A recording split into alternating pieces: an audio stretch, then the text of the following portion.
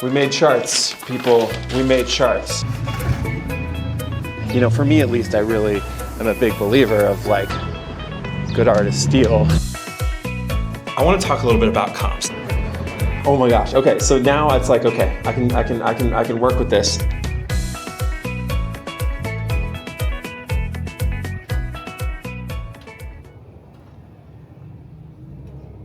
And so I have an agenda this week. I'm going to turn the camera around. Bully.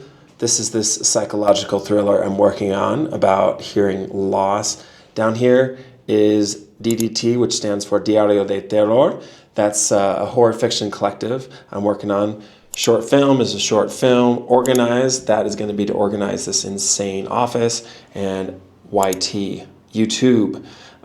Here we are. And then this is like a little piece of advice. There's enough time because I frequently just sort of get overwhelmed and put a lot of pressure to do a zillion things. And it's kind of like, you know what? If you don't get it done today, you're going to get it done tomorrow. Today, though, the primary object of focus is revisiting this piece, Bully, which is really the most important creative project in my life right now. It is my very first novel. If it's your first time here, my name's Asa. I wrote 6 Sermons, which is a series starring Stephanie Hsu. This is my first novel. So principally, I've worked in sort of playwriting and screenwriting, all that good stuff. But Bully is a project that is prose. I'm writing it. I'm kind of writing it to be an audiobook. There's a voice in a character's head type situation. But I'm also writing it in such a way that if it's not an audiobook, that'll be totally fine. And this is a manuscript. So the context of this project, where it's at right now, is I've set it aside for several months. It was rejected by a big 5. It really got to me, that rejection, because it was really promising and I was like, had my hopes up. And so I kind of was like, okay, you know what? I got to set this aside. But now I'm coming back to it because I do really believe in this project. It's so important to me.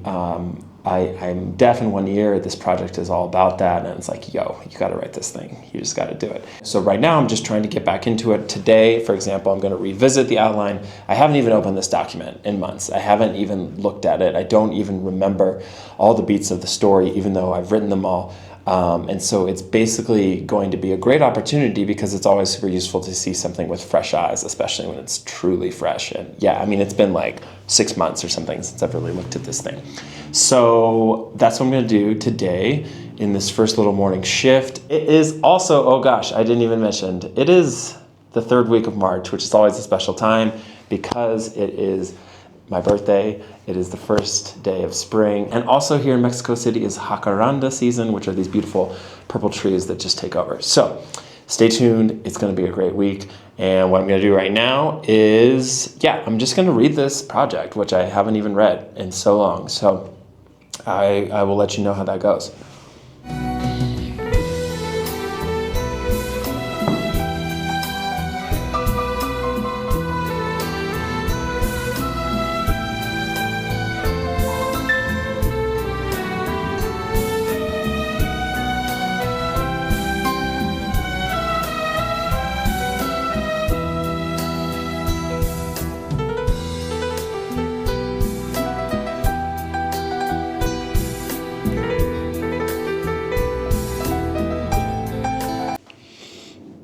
Well, there's nothing like writing to show you that sometimes everything you work on has to be redone. I am kind of in a state of shock. I mean, not shock because this happens all the time, but it's like, oh my God, I really have to go back to the drawing board in ways that, to be perfectly honest, I did not think I had to. So I'm a bit sort of sobered right now. And it's like, okay, so I thought I had this outline. I don't think I have an outline anymore because I don't actually fully know what this thing wants to be. So what just happened was I read the most recent outline, the one that I pitched, and read that, and then I went back to read early versions of this project. So I pitched other versions of this project to Audible. My manager had seen other versions of this project. I kind of made a script version that a film director kind of looked at, and they all sort of were the same, but they were all also kind of different. And I realized, well, actually, a lot of them were really different. And so where I'm at right now is like, I need to go back and see which version of the story I really want. And I'm actually really grateful that I've been reading a lot, because I just read this book, Come Closer. If you've heard of it, it's this thriller, and you know what I'm reading right now for this project are first-person thrillers. You know, this story, or horror thrillers specifically, this piece is written in the first person. It tracks the descent of one particular individual, and I think it wants to be told in the first person. But what makes me bring this book up right now is I'm like, well, maybe the entire scope of this project actually wants to be narrower. Come Closer, it tracks this woman's gradual possession. She gets possessed by a demon, and it's basically kind of like A to Z, just unpossessed to possessed. I love thinking about road trips when I think about stories. This story is like driving from LA to San Francisco, whereas my pitches that I had here are more like LA to Chicago, and I'm thinking to myself, maybe this wants to be more of an LA to San Francisco kind of story. And in reading all these kind of outlines, these different versions, I mean, in a really early version, I had an entirely different protagonist entering this world and this story that I'm trying to tell. And so I think the job now, before I go any farther, is to kind of figure out what is the true story I want to tell, distill all these myriad outlines into kind of some kind of core concept. And I think maybe that concept wants to be narrow. I mean, when in doubt, simplify, right? Anyway, so I didn't expect this. I expected to revisit the outline and kind of just remind myself of the story I was trying to tell. And then as the week progressed, proceed to continue writing. But now I'm thinking that actually everything I've written is going to have to potentially go out the window, and I need to drill down and identify what the core story is, specifically around what is it that I'm trying to say. I made this video about forever stories where I included a note that someone gave me on an earlier version of this project, and that note he said, "Why is this a forever story?" And in reading the various versions of this outline, I don't have a good answer for that. And so I'm not here to not write forever stories, so I need to go back to the drawing board and kind of figure out what the heck I'm doing with this book. So I think what I'm going to do, it is like 10 o'clock, 11 o'clock, 10 o'clock. And I think I have an appointment in the afternoon, but I think the next few hours, I'm just going to go to a cafe. I'm a big analog sort of person. I like to write freehand. It helps my brain think. And I'm just going to kind of go back and riff kind of morning page style about this piece and see if I can kind of identify what it wants to be. Which, you know, one thing I did is I wrote down parts that really resonated. And so I think that'll help. Okay, so I was about to go out the door, right? But then I just sort of looked at the screen one more time and saw the author's note that I wrote on this pitch. And this has always been kind of one of my favorite parts of the pitch. I really like how it reads, but I also am like, oh my God, this is the essence. I'm just going to read it for you. When I first started going deaf in my left ear, the doctors explained to me that we have 2 ears for 2 reasons. 1, so we know where sound is coming from, and 2, so our brain can focus on one sound among many, blocking out unnecessary sonic information. The day we meet for coffee to discuss this show, you very naturally will hear my voice. I will hear your voice, but I will also hear the birds, the jazz, the dishes getting cleaned in the back, the cashier, the door chime, the distant highway, your knee shaking the table, the punch of a buy 5 and get 1 free card, and the child at the table next to us being applauded for saying please. For many, hearing loss means a quieter, receding world. For me, it means a louder, encroaching one. This is a show about unbidden sound. It's enough to drive you mad. With Bully, I at least get to take some people down with me. So yeah, oh my gosh. Okay, so now it's like, okay, I can work with this. So I am going to hold on to this as I go to the cafe right now, and just like be like, okay, how do I tell that story? Yeah, BRB.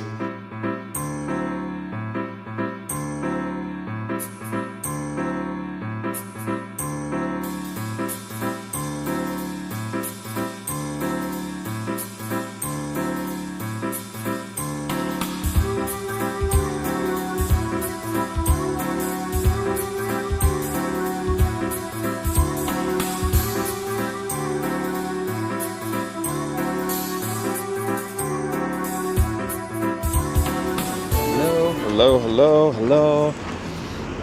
Hi. Okay, so that was wild. That was a wild scene. I know that these sunglasses and hat situation is also a wild scene, but hey, it's really bright here. I'm feeling better. My head is back on officially because I actually found a later outline of the project. I was going through all these different versions, as I said, but I found one, the most recent one, that I hadn't actually looked at. And all of a sudden, some of the things that I was so freaked out about, like sort of the lack of clarity of vision on the project, became a little bit more clear. And so I'm feeling a little more secure. This has kind of been a wildly emotional day when we're just talking about outlines here. But I need to have the core of this story, the beating heart of it, the spine of it intact before I really start drafting. And I can tell already that those first chapters might have to be redone, but I did want to report that I'm feeling a little bit better now. The free writing helped, the riffing, thinking more about that quote from the pitch that I sent, and actually thinking more about some things that I've read. So Come Closer, thinking more about the simplicity of that book. You know, for me at least, I really am a big believer of like good artists steal, and especially when it comes to kind of structures and overall systems or narrative, kind of this is how this story sets itself up. This is the promise it makes, you know, at the beginning of the story, and this is then how it delivers. So I was thinking about Come Closer some more. I was thinking about The Maid, if you've read that one, the simplicity of that narrative structure, how it's also a first person. Anyway, it's all very exciting stuff. I won't get too deep in the weeds for now. I think this afternoon what I'll do is revisit the outline again, but just the barest of bones. Revisit the synopsis, really, not so much the outline, and just kind of reorient what are the broadest strokes. Again, just trying to get a handle on what the heck the story is this week. You know, I thought it was going to be more of a drafting week, but it could be more of a re-outlining week. TBD. I'm looking for jacarandas for y'all. I don't see any here, but I promise we'll get them. We'll find them this week.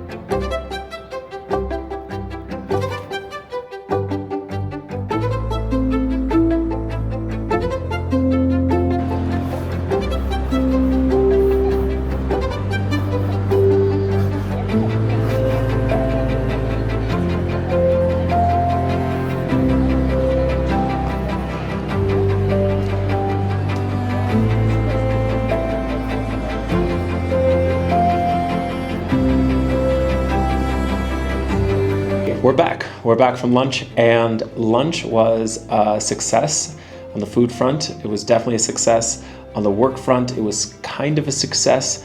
I was able to take the prior synopsis of the project and kind of cross-reference it with 3 structure systems that I love and refer to constantly. They helped me immensely when I was writing my show for Audible, and I use them all the time. They help my brain. The 3 that I loved most is one by the screenwriter The Hulk, who goes by The Hulk, another called the Nutshell Technique, and last but not least, I really like the idea of the pillar beats in the Save the Cat TV book, which is a little bit different. It was written by somebody else. I kind of like it. Anyway, whatever. Structure is structure. I love it. Maybe we'll make a video about it someday. But what happened there during that lunch was I was kind of configuring the story that I have into all those different structural systems. Going longhand about it, I turn my legal pad horizontal like that so I can always get kind of a length 3-act structure of the story, and I was plugging in the various stories beats and trying to figure it all out. And what I concluded there is that I think I have to discard, by and large, a traditional structure for this story, which generally I think is a myth. Generally, I think actually, if you dig deep enough, most stories do sort of fall within these beats, even though they don't seem like it. But I am starting to arrive at the conclusion that because this is a possession story, there's a more linear type descent that's going on that kind of subverts some of the traditional story expectations. So that's the vibe that I'm at now. So it was not useful in that I don't feel like I have a strong spine yet for this story, but it was useful in that I realized that I have to be cutting from a different scrap of marble here. It's just Tuesday. It's just Tuesday, people, and I can't believe the extent to which this story is being reinvented right in front of me. It's so exciting. So this will probably be my last check-in of the day. What I think I'll do tomorrow is try to construct some kind of structure for a possession story to give me some kind of roadmap, even though this one's mostly blank and I can't pull from any books to find it. And then start filling in the story beats that I do have, that I do really love, that do feel true into that new kind of diagram, and see where that lands me. And at this point, I'm kind of hoping by the end of the week, maybe I'll start drafting, but like I said, there's a few other things on that whiteboard waiting for me, so maybe not. Anyway, I will see you tomorrow. Test, test, test, test, test, test, test, test. Testing. All right, progress. All right, I had a bit of an insight. So here's the thing. You know how I was saying that this traditional structures don't work for this story because it's a possession and it's a descent? Well, I had a realization that actually, if I think of the demon or the possessor or the ghost, however it manifests itself in this story, as the protagonist, as the one with the goal, as the one who undergoes change, independent of mental collapse, another sort of change, then it kind of works. So, we made charts, people. We made charts. We thought about Iago and Othello. The villain, he's the villain of that play. He drives the action. It's Othello's story, but he's the one who does it. Dark Knight, the Joker. Batman is the protagonist. It's the Joker who makes all the decisions. We're making moves. We're making moves here, people. So think about your antagonist. Think about your villain. Give them an arc, and things will unlock as they are here. It's 1:30. God, I love this life.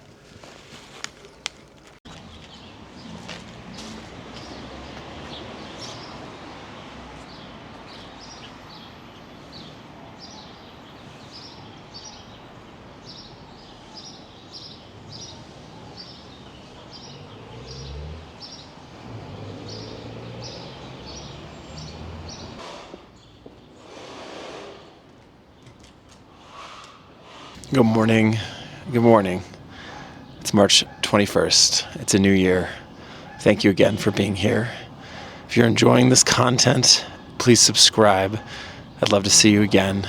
Tell me what you like about this video so I can keep making them for you. I'm having a lot of fun with it. I've been putting off some things.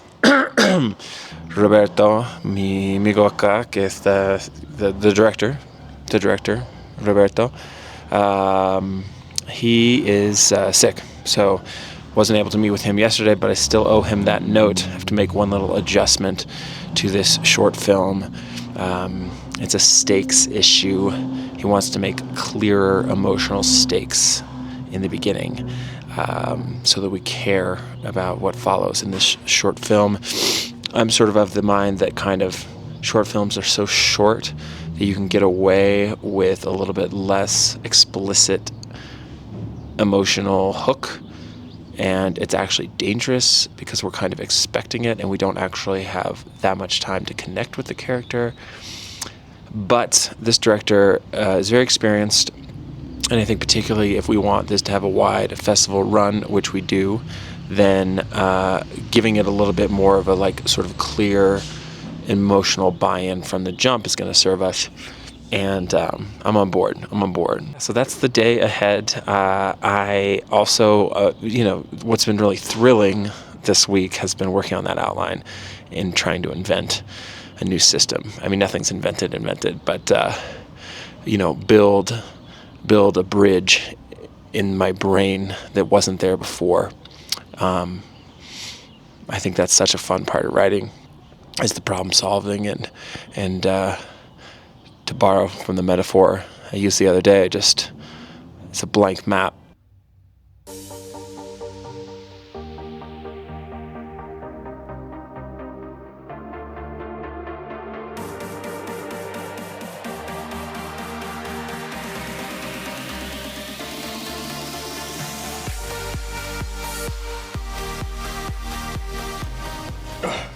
Okay, hi, we're back.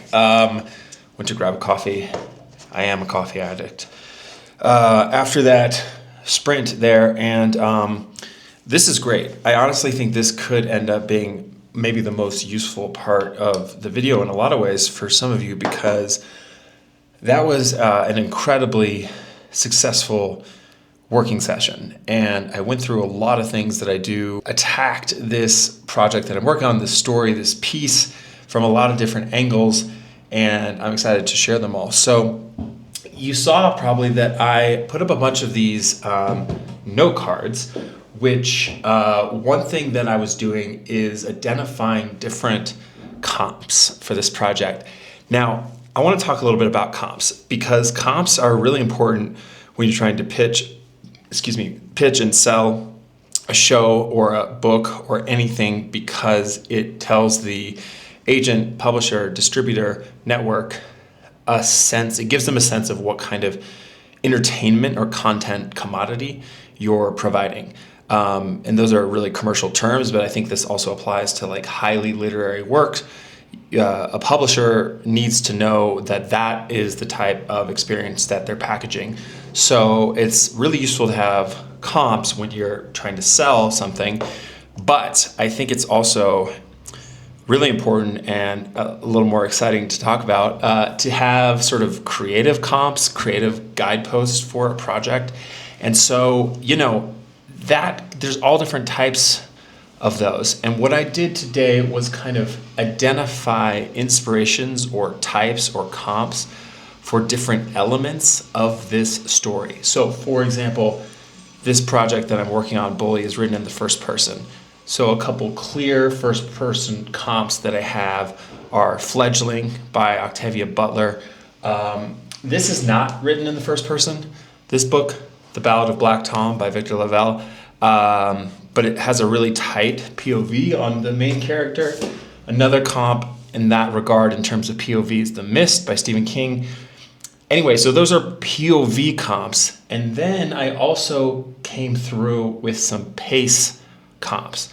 So for the pace of this book, I'm feeling it's going to be more kind of like a ghost story. So I wrote down Bag of Bones by Stephen King and Ghost Story by Peter Straub, because these are slow burn projects that, the experience of reading this book or listening, if Bully does become an audiobook, should feel more like that. So it's like I have my POV comps to sort of what's the orientation of who is telling this story. I have my pace comps, which is kind of like, what does this story feel like? And then I have even some other ones, which is I put down, this one I was kind of actually having trouble finding a category for, whether it was like a story comp or a narrative frame comp. And, so for example, in my piece, a big part of the plot might be a symbol for something that never gets explained. So this is something that happens in horror a lot, where a monster represents trauma or something like that. And that's a whole type of story. And Come Closer, really feels like that. I don't know if it is. Maybe that's partly why it's such a compelling piece. Babadook, the film, really functions in that kind of way.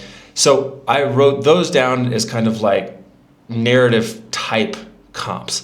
And so I have this kind of map of different ways in which I'm thinking about this piece.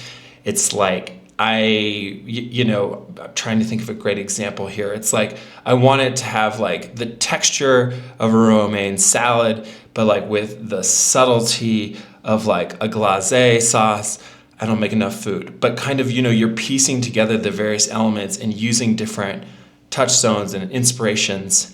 And then additionally, the prose itself, it's like, okay, what are my prose guides here? And thanks to YouTube and Lynn and Chris's channels, I've learned about this thing called vocal training, which was totally unfamiliar to me. I love it. Thanks, y'all. Which is this idea of kind of reading material that you want to then write, kind of like you're reading what you want to be writing. And so my kind of prose comps for this piece, Patricia Highsmith, and this Come Closer also. I think I want to read more of Sarah Grand's work to kind of see if her prose continues the way it does in this piece, which made me think of Highsmith, which is this Patricia Highsmith, by the way, thriller writer. She wrote The Talented Mr. Ripley. She wrote Strangers on a Train, classic thriller master. And her prose is so action forward. It's just this happens, then this happens, then this happens. It sort of exemplifies show don't tell, pace-driven storytelling. And so kind of what we're seeing here is like, okay, that's how I want my prose to feel, is this very kind of concrete, image-driven, action-driven language, but the experience of the story is slow, a la a ghost story. And so this is kind of the high-level concepting that I think someone does, at least this is how I do it, when you're kind of trying to figure out what your project is, and how it works on us from a literary perspective, how it works on us from a story perspective, and all of the above. So I didn't even set out, let's see, I think that's it. So I didn't even set out to break it down like that, but that just kind of happened. So again, I'm in this like generative phase. So I just kind of write a lot and think out loud, think on the page about kind of these examples and these inspirations. And then all of a sudden, this kind of breakdown came out of that. And so I'm really excited about that. And, now I feel like I kind of have a specific syllabus that I can continue down as I prepare and execute this novel. And so I really think that every story, every book, every screenplay requires its own education. There's the things we know, and there's the skills and toolbox that we take from the last project. But it's like you're always reinventing the wheel, because the demands of any new piece of art are new. Hopefully, if it's any good, it's going to push you craft-wise and technique-wise. And so that's the moment that I'm in now, not just in terms of writing my first prose piece, which intrinsically feels Herculean at this point, but additionally kind of finding some guideposts to follow. Another thing I did during that hour and a half was I revisited Come Closer, which, as I said, I read in the last few weeks and sort of experienced that as a reader and was like, okay, cool, this is the kind of book that maybe can guide me for my project. But this time around, I went back as an analyzer, as a script doctor, as a writer, to kind of lift up the hood and just be like, how does this thing work? And it was a super useful exercise. And I just wanted to share that I can't emphasize enough how important it is to actually do this with actual books, rather than exclusively kind of rely on like charts and diagrams and lessons, et cetera, et cetera. It's like to actually see how these books execute the various beats. Come Closer is a great example of this, because in a lot of ways it does sort of exhibit these classic beats. For example, the first scene of this book is incredible. It really exists sort of before the main narrative kicks off. It really functions as this kind of cold open. If you think of almost any HBO series or miniseries, they have those opening 5 minutes where someone takes their life, or someone like there's like a train wreck. If you think of Breaking Bad, that wild sequence when he's like running around naked in the desert with drugs, these are promises that grab our attention. They're hooks, storytelling hooks, and this book does that amazingly. Additionally, I checked out when the demon first appears in this book, which happens at page 22, and did the math on that. It comes out at 15%. I'm just kind of like checking out how this thing works.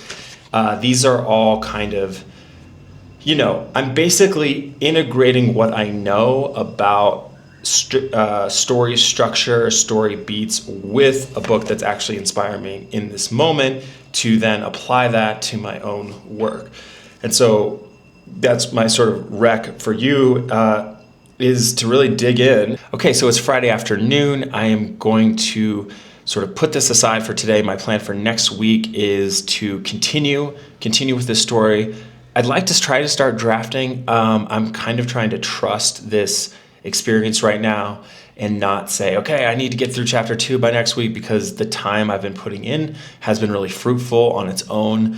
These are really great discoveries. It's been a week of discovery. It's been a week of this project coming back to life in exciting ways. I'm so inspired right now. Thank you for sticking with me. If you made it this far, why don't you write weekend in the comments, because if you're watching this, it's Saturday morning, and I hope you've got a nice cup of coffee and, happy writing. Oh, and if you really want to see what I'm up to and about right now, I am burning through this lecture series by Cornel West, and it is very, very, very inspiring. That's my rec for the week.